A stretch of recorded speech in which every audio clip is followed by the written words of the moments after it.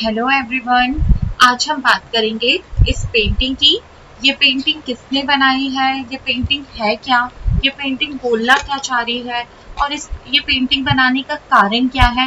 ये सारी चीज़ें आज हम इस वीडियो में देखने वाले हैं। तो फर्स्टली मैं आपको बता दूं, ये जो पेंटिंग है ये 10th का जो सोशल साइंस में हिस्ट्री का जो चैप्टर है, first chapter rise of nationalism in Europe, उसके फर्स्ट पेज में जैसे ही आप बुक खोलेंगे वैसे ही ये पेंटिंग आपको सबसे पहले दिखेगी। तो ये जो पूरा चैप्टर है rise of nationalism in Europe, ये इसी पेंटिंग के इर्द गिर्द घूमता है। तो ये जो पेंटिंग है ये किसने बनाई थी और ये पेंटिंग इतनी इंपॉर्टेंट क्यों है उस चैप्टर के लिए, ये सारी चीजें आज हम देखने वाले हैं। तो मैं आप लोगों को बता दूं कि उस टाइम पे ना यूरोप में नेशनलिज्म की जो फीलिंग है वो इमर्ज होना चालू हो गई थी, राइज होना चालू हो गई थी। अब आप बोलेंगे यूरोप इज अ कंटिनेंट और कंटिनेंट में नेशनलिज्म की फीलिंग कैसे इमर्ज हो सकती है। तो देखो, यूरोप में बहुत सारी कंट्रीज थी, ये आपको भी पता है। तो यूरोप में जो है वो नेशनलिज्म की भावना स्टार्ट होने का सबसे मेन कारण था फ्रेंच रिवॉल्यूशन। रिवॉल्यूशन हुआ था ना, तो फ्रेंच रिवॉल्यूशन के जो कॉन्सेप्ट थे, जिस तरीके से वहां पे रिवॉल्यूशन हुआ था, मोनार्की खत्म हुई थी, तो वो सारी चीजें, डिक्टेटरशिप खत्म हुई थी, मोनार्की खत्म हुई थी और जो नए नए लीडर वहां पर आए थे जिन्होंने नेशन स्टेट की जो चीजें हैं, जो कॉन्सेप्ट है वो लेकर आए थे। तो उससे क्या हुआ था कि पूरे यूरोप में इस चीज का बहुत जबरदस्त इम्पैक्ट पड़ा था।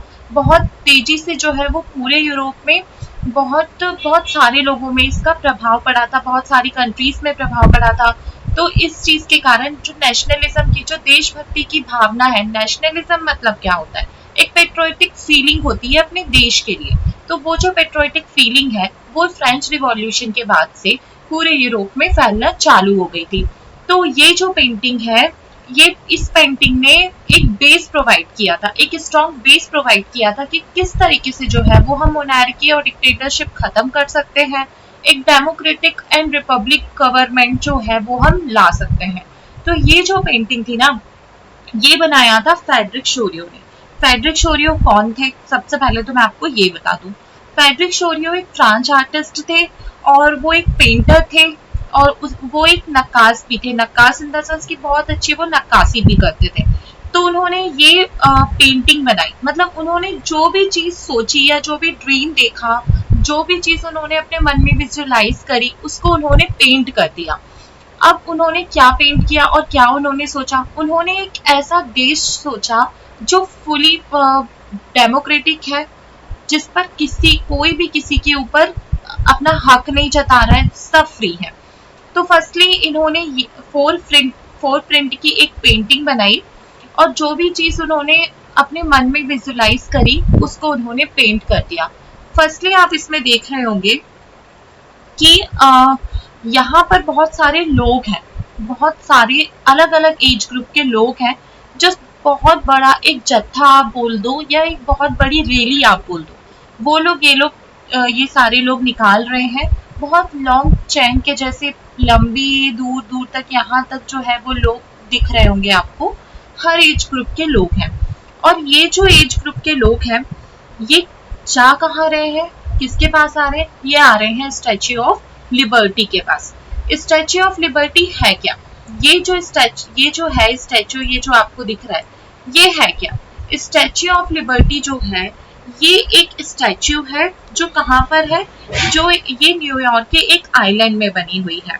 ये एक सिंबल के रूप में बनी हुई है, ये एक सिंबल है, ये गिफ्ट के रूप में जो है गिफ्ट किया गया था। किसे गिफ्ट किया गया था, अमेरिका और फ्रांस की दोस्ती का प्रतीक है ये।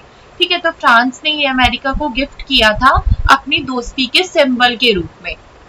स्टैच्यू ऑफ लिबर्टी जो है उसके एक हाथ में क्या है, उसके एक हाथ में टॉर्च है, उसके एक हाथ में मशाल है जो इनलाइटमेंट के लिए होती है, जो टॉर्च ऑफ इनलाइटमेंट जिसे हम बोलते हैं, वो ये रिकॉग्नाइज करवा रही है। उसके बाद दूसरे हाथ में इसके है एक किताब जो chartered of the rights of man and the others, मतलब ये एक संविधान है, कॉन्स्टिट्यूशन है, एक किताब है, वो इन्होंने पकड़ा हुआ है अपने दूसरे हाथ पे। तो इस तरीके से ये इन्हें हम रोमन गॉडेस भी बोल सकते हैं। जिस तरीके से हमारे देश की भारत माता होती है, वैसे ये वहाँ का एक फीमेल फिगर बनाया गया था। ठीक है, अब इस तरीके से जो है ये सारे लोग जा रहे हैं स्टैच्यू ऑफ लिबर्टी के पास, और आप देख रहे होंगे इनके हाथ में फ्लैग भी है, जो और इनका नेशनल जो कॉस्ट्यूम जो कपड़े ये अपने देश में पहनते हैं, सब लोगों ने वो कपड़े भी पहन के रखे हैं और अपने हाथ पे इन्होंने फ्लैग भी पकड़ा हुआ है। अब बात ये आती है कि जो कंट्री है वो अपनी अपनी कंट्री के लोगों ने फ्लैग पकड़े हुए हैं, और सबसे आगे जो है वो यूनाइटेड स्टेट्स, स्विट्जरलैंड, उसके बाद फिर फ्रांस, इसके बाद अपनी अपनी कंट्री के लोग हैं। इसमें जो है इसमें जर्मनी के लोग नहीं है, क्योंकि उस समय क्या था, फ्रेंच रिवॉल्यूशन हुआ था, तो उसके बाद ये पेंटिंग बनी हुई है।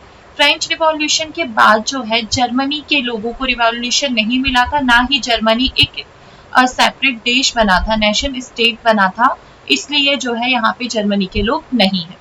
तो इस तरीके से ये आपको ट्राई कलर दिख रहा होगा फ्रांस का, जो आपने फ्रेंच रिवॉल्यूशन में पढ़ा था। तो इस तरीके से जो है ये सारे लोग आ रहे हैं स्टैच्यू ऑफ लिबर्टी के पास, और इसके बैकवर्ड में आप देखोगे ऊपर जो है बहुत सारे फेरीज हैं, बहुत सारे गॉड बने हुए हैं, जो ये इन लोगों को आशीर्वाद दे रहे हैं, ब्लेसिंग्स दे रहे हैं कि हाँ एक नया वर्ल्ड जो है, डेमोक्रेटिक वर्ल्ड है, वो आएगा अगर हम सारे जो लोग हैं वो साथ में इकट्ठे हो जाएंगे तो। और उसके बाद नीचे आपको बैकवर्ड में दिख रहा होगा बहुत सारे क्राउन्स पड़े हुए हैं, तो ये बता रहा है कि जो मोनार्की है वो पूरी तरीके से खत्म हो चुकी है। तो फ्रेडरिक सोलियो जो थे उनका बहुत ज्यादा योगदान था, बहुत ज्यादा पार्टिसिपेशन उन्होंने किया था यूरोप और फ्रेंच रिवॉल्यूशन में।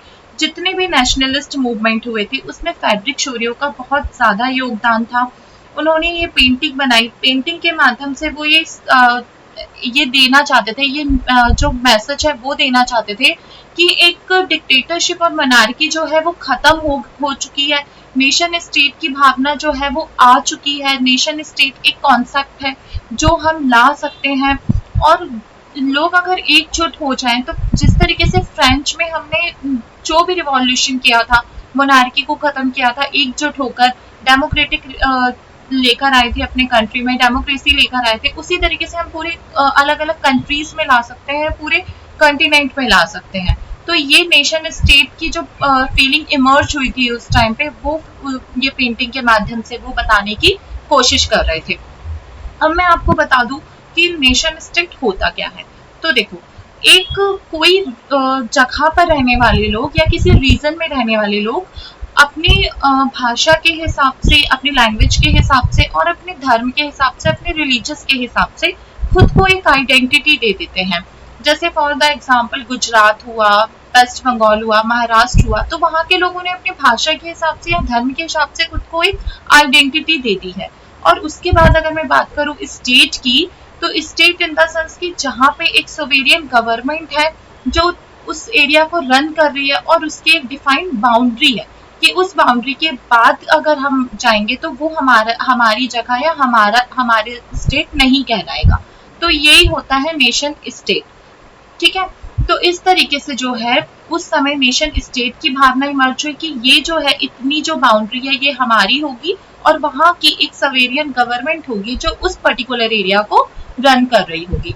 तो ये कॉन्सेप्ट जो था वो फ्रेंच रिवॉल्यूशन के बाद से बहुत तेजी से आगे आया था, और ये फ्रेडरिक सोलियो की जो पेंटिंग थी ये उस टाइम पे बहुत ज़्यादा वायरल हुई, और बहुत ज़्यादा लोगों ने इसको इंस्पिरेशन किया, लोगों में ये बहुत ज़्यादा फेमस हुई, और इससे जो है लोग बहुत ज़्यादा प्रभावित हुए, और लोगों ने अपने इसके कॉन्सेप्ट को अब एक्सेप्ट करना चालू कर दिया।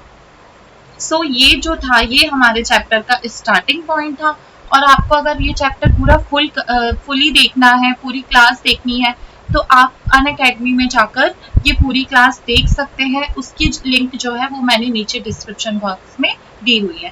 Thank you so much.